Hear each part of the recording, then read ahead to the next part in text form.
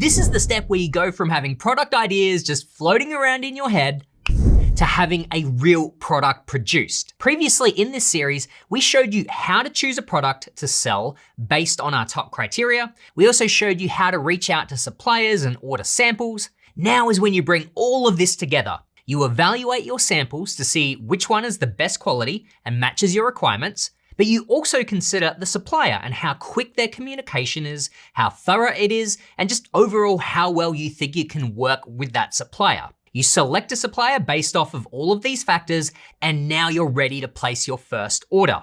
This can be scary though, but trust me, it's a lot easier once you understand how to do it. I remember back when I placed my first order, I think it was around $2,000 to $3,000 at the time, which was a lot of money for me. And I remember it was terrifying. I had these wire details and I had to send this money to someone in China. I wasn't sure if this was a scam, if I was gonna lose my money, but it all was fine. And after repeating this process a number of times, you do get more and more comfortable with it because you ultimately understand and therefore trust the process. Now, I'm telling you all this just in case you're feeling that similar kind of fear. I wanna let you know that it's a totally normal feeling. But as long as you've taken all the steps that we've outlined previously to verify your product opportunity, as well as follow the steps that I'm about to outline for you now in placing your first order, then you're gonna be set up with the best chance of success. So to begin, let me give you some advice when it comes to negotiating a price with your supplier.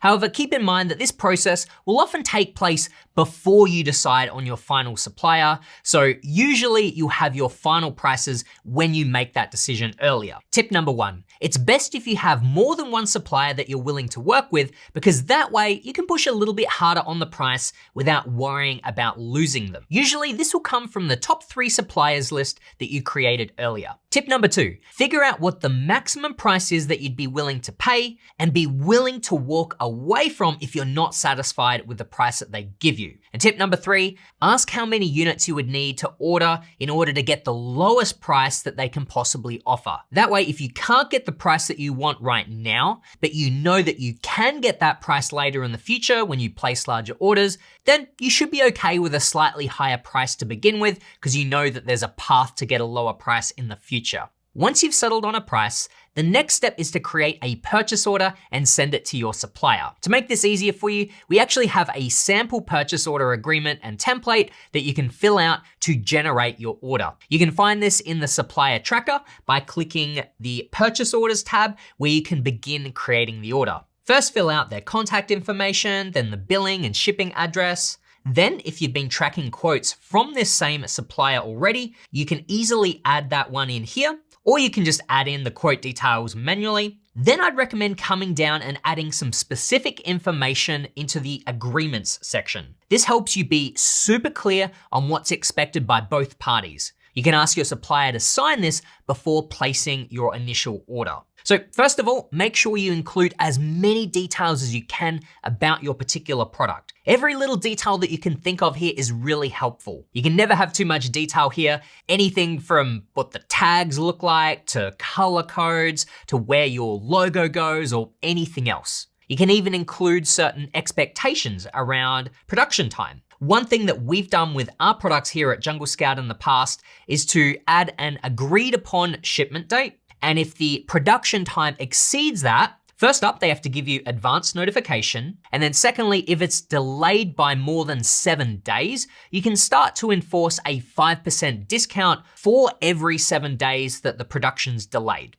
Now, not all suppliers are going to be comfortable with this, and the exact number of days and the discount amount doesn't necessarily matter. We've never actually had to enforce this, but the point here is more to hold your suppliers accountable, and creating something like this is definitely going to keep them more motivated to make sure that they get your goods out on time. Now, in this section, you can also include any inspection details if you're utilizing a third-party inspection service, which we're going to talk about briefly. You can also add packaging and labeling requirements, and also a confidentiality clause, which basically says, hey, you're not allowed to share with anyone else that I'm purchasing this product from you and what price I'm getting it for. And then lastly, you want to have your cost information in here as well. The typical payment terms that you can expect are either 30% upfront and then 70% once your order ships. Another common payment term that some suppliers use is 50% upfront and then the other 50% after your order ships.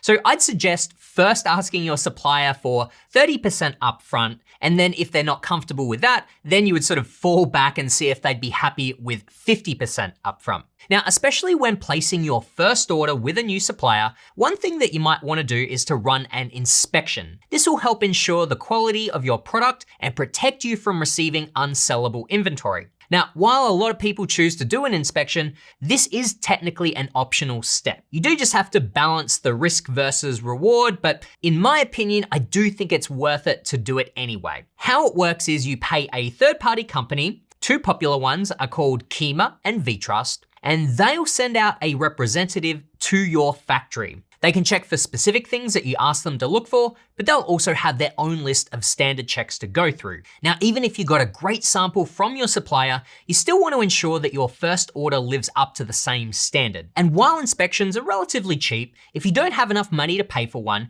you could also run a sort of no budget inspection. This is essentially where you just ask your supplier to send you pictures throughout the process or video chat with you so that you can see the products for yourself. So for example, you may notice that your supplier is using the wrong label or maybe something else that you notice is a little bit off, but doing this will allow you to bring up this mistake so that it can get fixed before it's too late. Additionally, you can even include this in your agreement within the purchase order like I mentioned earlier. Something we've done in the past here is also added a section that states that the shipment must pass the inspection, and if it doesn't, then the supplier needs to fix the problem and then pay for a new inspection until it passes. This is another great way to hold your supplier accountable for creating high quality products. Now that you've placed your first order, you'll need to know how to ship your product into Amazon. This requires you to create a shipping plan inside of your Seller Central account, so make sure to watch this next video where I'm gonna walk you through the entire process and how to avoid the common mistakes that most beginners make. Thanks for watching, and I'll see you in the next video. Another common payment term that why can I not say this?